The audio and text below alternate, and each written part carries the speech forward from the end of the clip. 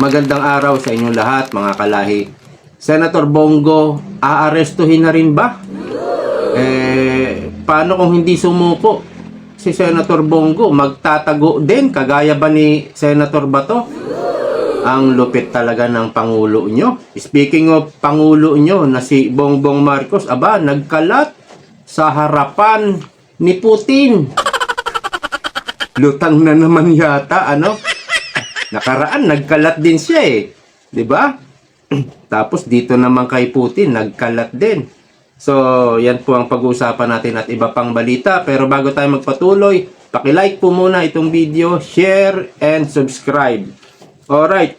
According kay Congressman Pulong Duterte, ICC arrest warrant against Senator Bongo and 2 former police officers have already been issued.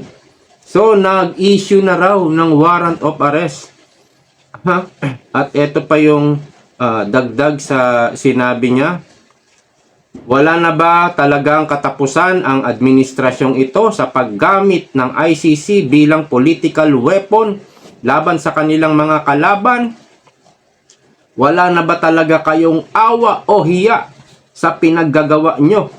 Huwag gamitin ang mga ahensya ng gobyerno sa pagsupil at pagpapatahimik sa mga kalaban sa politika para lang mapagtakpan ang mas malaking issue ng pagnanakaw sa kaban ng bayan. Sabi ni Kong Pulong, huwag gamitin ang ahensya ng mga gobyerno. Nako, hindi na po makikinig yan, Kong Pulong. Kahit ano pong sabihin nyo dyan. At sabi nga ni BP Sara, ng inyong kapatid, huwag kang makikiusap dyan. Huwag kang magbabaw, kumbaga. May sinabi siya nakaraan pa last year pa no? Tungkol sa ganyan, parang magmamakaawa ka, naku, wag mong gagawin daw yan kay Bongbong Marcos. Ngayon po, alam naman natin na maraming purpose itong mga ginagawang pagpe-persecute ni Bongbong Marcos sa mga kalaban. Unang-una, nababawasan yung kalaban. 'Di ba? Pangalawa, yung pagda-divert, talagang malaki ang pakinabang dito. Actually, laging may diversion na ginagawa ang administrasyon. Kapag wala na to, meron pang kasunod. So, hindi pa natatapos ito, may mga nakapila na yan pang divert para sa mga real issue. Tungkol sa flood control, number 1 na yan. At yung mga priority na issue ng Pilipinas, economy is down, yung inflation pataas ng pataas, yung work opportunity bumabagsak, maraming nawawalan na trabaho, yung dollar tumataas, at yung mga foreign and local investors bagsak din. So wala nang confidence dito sa Pilipinas na magnegosyo ang mga, lalo na yung mga dayuhan.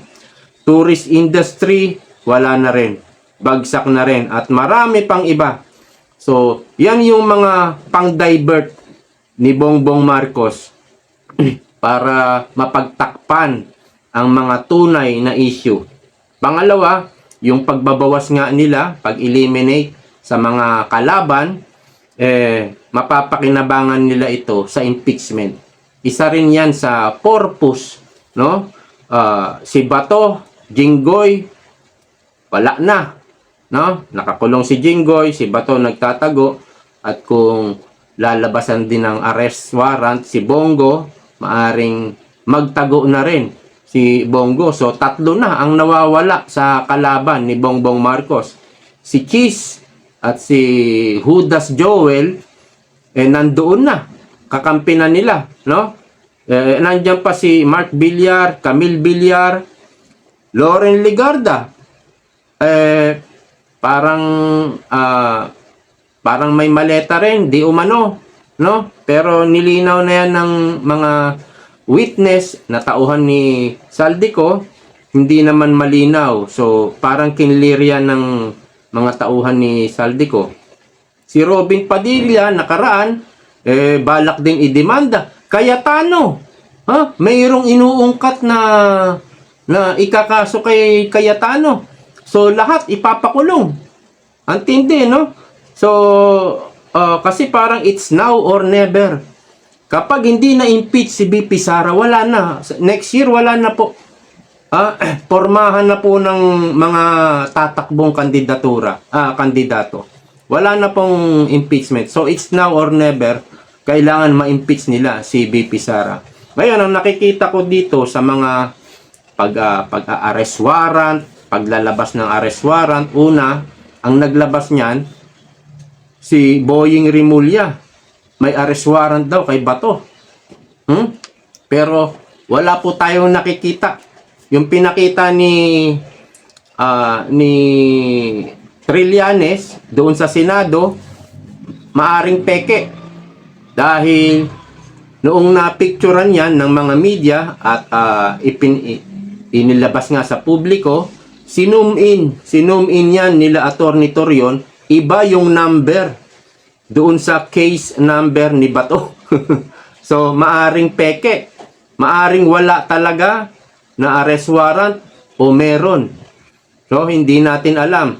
At itong paglabas nga ni Pulong na nagkaroon siguro siya ng information na nag-issue na ang ICC ng warrant of arrest, maaring ito'y ipinamalita, no? Ipinakalat ng Marcos administration sa mga malapit kakilala ng mga Duterte.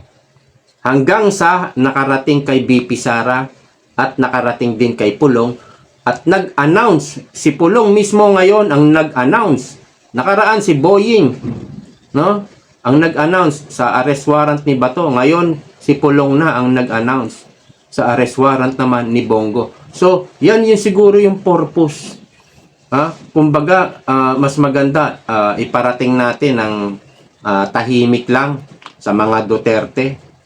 Hindi natin alam kung totoo nga na nag-issue o hindi, no? Pero nalaman ni Pulong, alam ko sinadya yan. Kasi may announcement ang ICC kapag naglabas sila ng arrest warrant, secret. Paano magiging secret kung nalaman ni Pulong? Hindi ito magiging secret, no? Kung hindi ito pinakalat ng administrasyon. I'm sure kapag naglabas ng arrest warrant ang ICC, although secret yan, malalaman ng Malacanang, ipapaalam sa kanila yan. Ang pinanser nila ang Malacanang Ako wala na pong nawawala na ng tiwala sa ICC. Wala tayong makukuhang patas na laban diyan. At nagkaroon pa ng witness yung mga tauhan ni Saldico kung saan nabayaran ng $2 million. Malaking pera po yun. $2 million. Kung nababayaran yung mga investigator, lalo naman yung mga nandoon sa ICC. So, bayad na po yan. Kita nyo, walang pabor na nakuha si Pangulong Duterte noong pre-trial. Wala po. Wala pong, kumbaga, hindi po na-grant yung mga hiling ni Pangulong Duterte. So, yan po ang hinala ko, analysis ko, na bakit nalaman ni Pulong? Ipinaalam mismo yan, sinadyang ipaalam, para si Pulong na ang mag-announce, hindi na si Boying. Okay? So, gagamitin din po ito sa impeachment, itong mga panggugurgur sa mga senators na naka-align sa kay BP Sara. Unang-una, si Jinggoy, pwede pang hilutin yan. Pwedeng pasukin sa kulungan yan. Ano, Jinggoy? Mas gusto mo pa ba dyan? O laya ka na lang? Ia-atras yung kaso, kakalaya ka, pero i-impeach mo si BP Sara. At mayroon ka pang maleta. Laya ka na, may maleta ka pa. Ayaw mo nun? O ano, mag-desisyon ka, mag-isip ka. Pwede pong ganun. Pwede pong operan yan. Kasi 13 pa lang sila, kailangan pa nila ng 3. Ganon din si Bato, si Bongo, pwede rin nilang operan. Kaya lang, matibay na yan.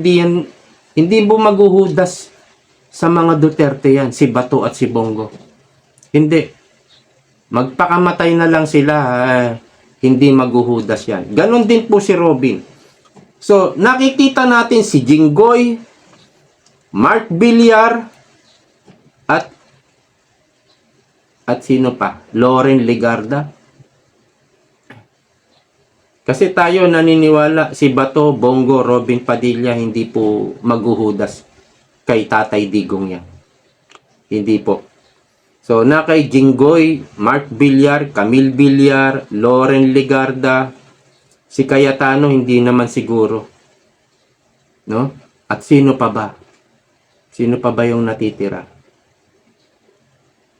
Pia Cayetano, I don't know.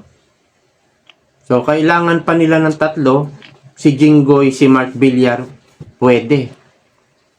Kumbaga, nasa 50-50. 50% mahikayat nila. Kaya, yan po ang gagawin. Kasi, kung patas na laban, hindi po talaga mai-impeach si VP Sara. So, punta na po tayo dito kay Bongbong Marcos, yung pangulo nyo, no? At dito nga sa conference meeting ni Bongbong Marcos at ni Putin ay eto.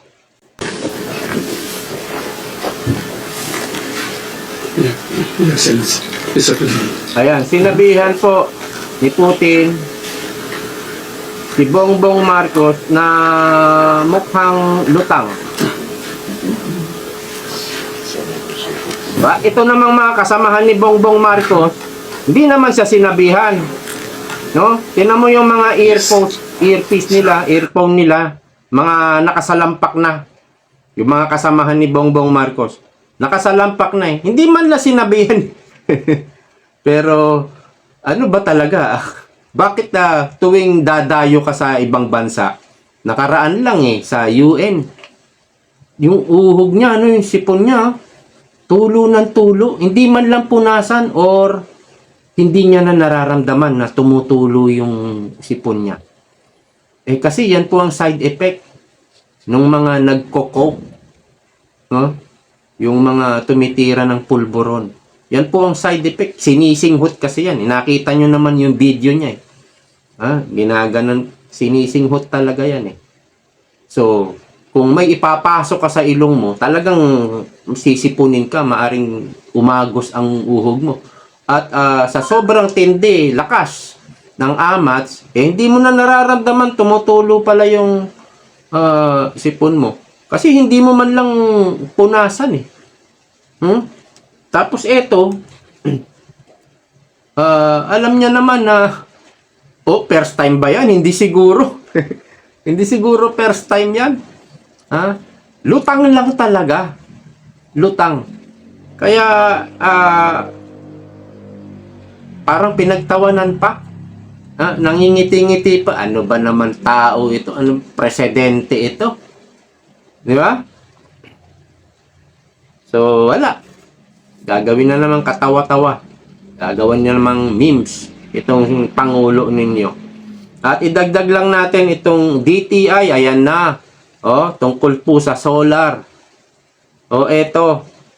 Umani ng iba't ibang reaksyon mula sa netizens ang umano'y panukala ng Department of Trade and Industry na kinakailangan munang kumuha ng sertifikasyon mula sa kanilang tanggapan bago magpatuloy sa isang pag-i-install ng mga solar panel. So, kukuha ka raw muna ng certification sa DTI kung maglalagay ka ng solar panel. At inasar pa nga itong taga-DTI na to, yung maano rin yung bunganga, gumaganon-ganon din yung bunganga ng secretary dyan Mukhang palong-palo din May mga video siya niyan Kailangan daw na kumuha ng certification dahil sabi ng netizen, baka daw maubos ang araw. O yung sinag ng araw ba? Sa sobrang dami na ng sumasahod ng sinag ng araw.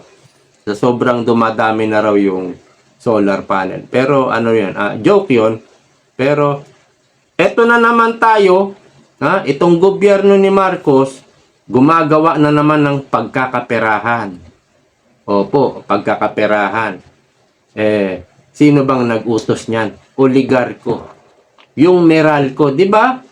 Dapat kumuha muna ng ganyan nga, certification para baka sakali daw o baka magkasunog, kailangan ng safety first.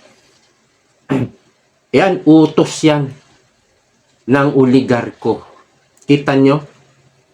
Napapasunod ni Bongbong Marcos. Hindi naman kikilos yung sekretary ng DTI kung walang approval ito ng Pangulo.